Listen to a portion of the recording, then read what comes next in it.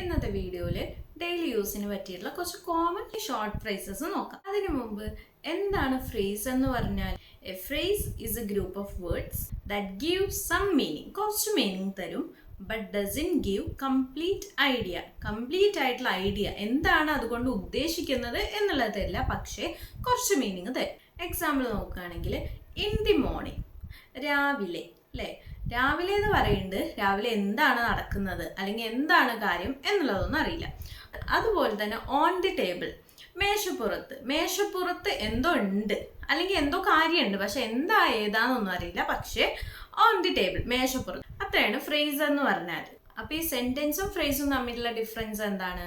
Sentence എന്ന് പറഞ്ഞാൽ A sentence is a group of words that gives A complete idea.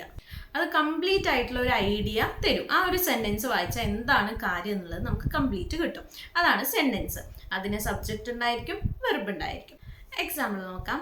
In the morning നമ്മൾ phrase ആണെന്ന് പറഞ്ഞു, പക്ഷേ I walk in the morning ഈ സെന്റൻസിൽ നിന്ന് നമുക്ക് മനസ്സിലാക്കാം രാവിലെ നടന്നു, അതാണ് പറയുന്നത്. അപ്പോൾ ഇൻ ദി മോർണിംഗ് എന്ന് പറഞ്ഞാൽ നമുക്ക് അതിന് കംപ്ലീറ്റ് മീനിങ് കിട്ടില്ല, പക്ഷെ I walk in the morning എന്നുള്ളതിൽ നമുക്ക് കംപ്ലീറ്റ് ആയിട്ടുള്ള ഒരു ഐഡിയ കിട്ടുന്നു. അതുപോലെ ഓൺ ദി ടേബിൾ എന്ന് പറഞ്ഞാൽ ഫ്രേസ് ആണല്ലേ. അപ്പോൾ the book is on the table എന്ന് പറഞ്ഞാലോ അത് സെന്റൻസ് ആണ്, കാരണം ബുക്ക് മേശപ്പുറത്തുണ്ട്. നമുക്ക് ആ ഒരു സെന്റൻസിൽ നിന്ന് കംപ്ലീറ്റ് ആയിട്ടുള്ള ഐഡിയ നമുക്ക് കിട്ടുന്നുണ്ട്. ഇനി ഷോർട്ട് ഫ്രേസസ് നോക്കാം. ഫസ്റ്റ് വേർഡ് ഗെറ്റ് എന്ന് പറഞ്ഞിട്ടുണ്ടെങ്കിൽ എന്താണ്?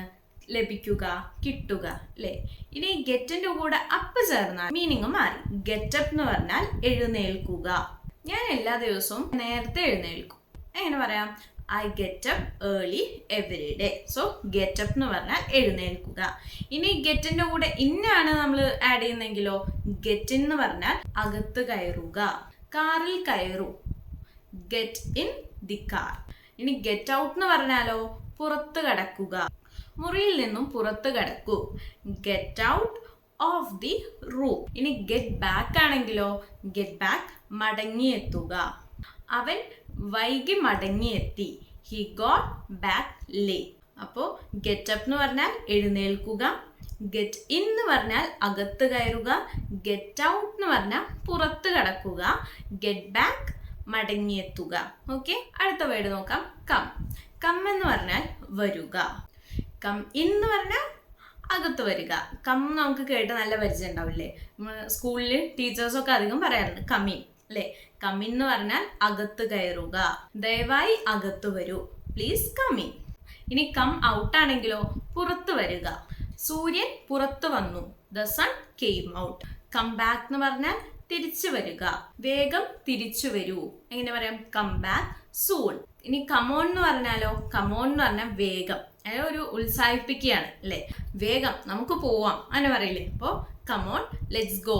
കം ഇന്ന് പറഞ്ഞിട്ടുണ്ടെങ്കിൽ അകത്ത് വരിക, കം ഔട്ട് എന്ന് പറഞ്ഞിട്ടുണ്ടെങ്കിൽ പുറത്ത് വരിക, കം ബാക്ക് എന്ന് പറഞ്ഞാൽ തിരിച്ചു വരിക, കമോൺ എന്ന് പറഞ്ഞിട്ടുണ്ടെങ്കിൽ വേഗം, ഒരു ഉത്സാഹിപ്പിക്കാൻ വേണ്ടി യൂസ് ചെയ്യുന്ന വേർഡ്. നെക്സ്റ്റ് വേർഡ് നോക്കാം. ഗോ എന്ന് പറഞ്ഞാൽ പോവുക. ഗോ ഔട്ട് എന്ന് പറഞ്ഞാൽ പുറത്ത് പോവുക. നമുക്ക് ഡിന്നറിൽ നിന്ന് പുറത്തു പോകാം. എങ്ങനെ പറയാം? Let's go out for dinner. Go in എന്ന് പറഞ്ഞാൽ അകത്ത് പോവുക, അകത്തു പോയി ഇരിക്കൂ, go in and sit down. Go back എന്ന് പറഞ്ഞാൽ തിരിച്ചു പോവുക, നിന്റെ സീറ്റിലോട്ട് തിരിച്ചു പോയിരിക്കൂ, go back to your seat. ഇനി ഗോ ഓൺ ആണെങ്കിലോ ഗോ ഓൺ എന്ന് പറഞ്ഞാൽ തുടരുക. നിങ്ങൾ സംസാരിച്ചുകൊണ്ടിരിക്കൂ. എങ്ങനെ പറയാം?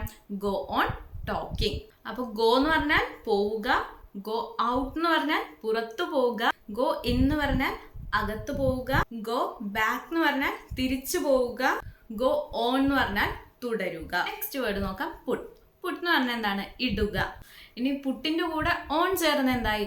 പുട്ട് ഓൺ എന്ന് പറഞ്ഞാൽ ധരിക്കുക. ജാക്കറ്റ് ധരിക്കൂ. എങ്ങനെ പറയാം?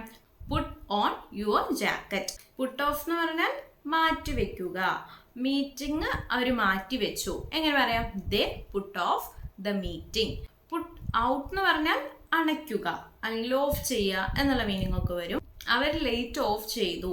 എങ്ങനെ പറയാം?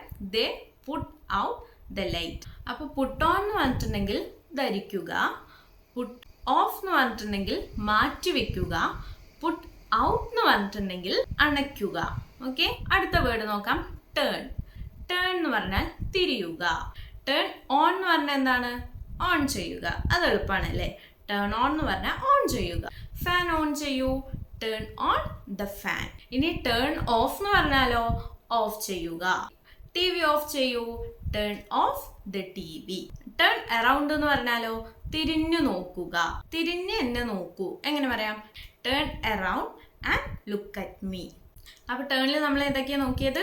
ടേൺ ഓൺ ചെയ്യുക, ടേൺ ഓഫ് ചെയ്യുക, ടേൺ അറൗണ്ട് തിരിഞ്ഞു നോക്കുക. ഓക്കെ, ഒന്നുകൂടി നോക്കാം. ലുക്ക് എന്ന് പറഞ്ഞാൽ നോക്കുക. അപ്പോൾ ലുക്കറ്റ് എന്ന് പറഞ്ഞാലോ, ലുക്കറ്റ് എന്ന് പറഞ്ഞാലും നോക്കുക. ബോർഡിലോട്ട് നോക്കൂ, look at the board. Look for എന്ന് പറഞ്ഞാൽ അന്വേഷിക്കുക. ഞാൻ എൻ്റെ ഫോൺ അന്വേഷിക്കുന്നു. എങ്ങനെ പറയാം? I am looking for my phone. Look after എന്നാണെങ്കിലോ, ലുക്ക് ആഫ്റ്റർ എന്ന് പറഞ്ഞാൽ പരിചരിക്കുക. അവൾ കുട്ടികളെ നന്നായി പരിചരിക്കുന്നു. എങ്ങനെ പറയാം? She looks after her children. അപ്പോൾ ലുക്കിൻ്റെ ഏതൊക്കെയാണ്? ലുക്ക് എന്ന് പറഞ്ഞാൽ നോക്കുക, ലുക്ക് അറ്റ് എന്ന് പറഞ്ഞാലും നോക്കുക, ലുക്ക് ഫോർ എന്ന് പറഞ്ഞാൽ അന്വേഷിക്കുന്നു, ലുക്ക് ആഫ്റ്റർ എന്ന് പറഞ്ഞാൽ പരിചരിക്കുന്നു. അപ്പോൾ ഇന്നത്തെ വീഡിയോയിൽ ഇത്രയാണ് പറയുള്ളൂ. നിങ്ങൾക്ക് ഡെയിലി ലൈഫിൽ വളരെ ഹെൽപ്ഫുൾ ആയിട്ടുള്ള കുറച്ച് ഷോർട്ട് ഫ്രേസസ് ആണ് പറഞ്ഞിട്ടുള്ളത്. നിങ്ങൾക്ക് ഈ വീഡിയോനെ കുറിച്ചിട്ടുള്ള വല്ല ഡൗട്ട്സോ സജഷൻസോ ഉണ്ടെങ്കിൽ കമൻറ്റ് ബോക്സിൽ പറയാം. അപ്പോൾ അടുത്ത വീഡിയോ ആയിട്ട് വരുന്നവരേക്കും ബൈ.